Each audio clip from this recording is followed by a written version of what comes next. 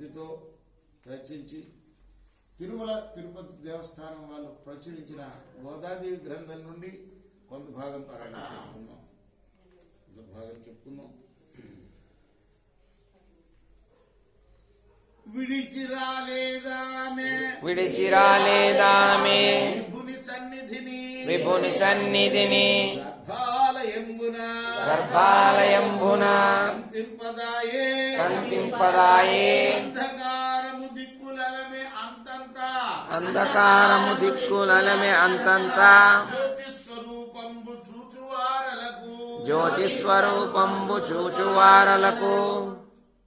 ఆమె గర్భగుడిలోకి వెళ్ళిపోయింది, మళ్ళీ బయటికి రాలేదు. ఎక్కడికి వెళ్ళిందంటే గర్భగుడి మామూలుగా చీకటిగా ఉంటుంది కదా. ఆమె ఇప్పుడేదో కరెంట దీపాలు వచ్చి ఇలా చేస్తున్నాం కానీ ఒక అఖండ దీపం తప్పితే ఏముండదు గర్భగుడిలో కదా. అక్కడ ఒక మెరుపు మెరిసిందట. చిమ్మ చీకటిగా ఉన్న చోట జ్యోతి స్వరూపం కనపడిందట. అగపించే రంగముని ఆలయంబందు చిత్రమో ఎరుగరెవ్వారు ఇదేమి చిత్రమో ఎరుగరెవ్వారు రంగనాయకి అనగా రమ్యరామమున రంగనాథుని అంతరంగంబు పొందే. నేను శ్రీరంగం వెళ్ళినప్పుడు వెతికాను గోదాదేవి ఆలయం కోసం. ఎక్కడ కనపడలే. ఎందుకు కనపడుతుంది? ఆమె అందులోనే ఉంది కదా, రంగనాథుల్లోనే లేరిపోయింది కదా. విష్ణుదేవేరిగా వెలుగొందెనామే విష్ణుతీర్థుని పుణ్య విభవమే మందు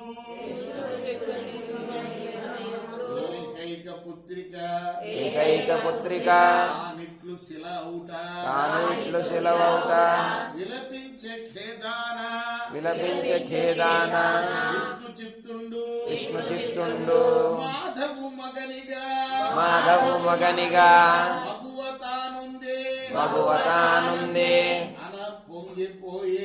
అన పొంగిపోయే ఆ భక్తవరుడు పుత్రికా వ్యామోహమున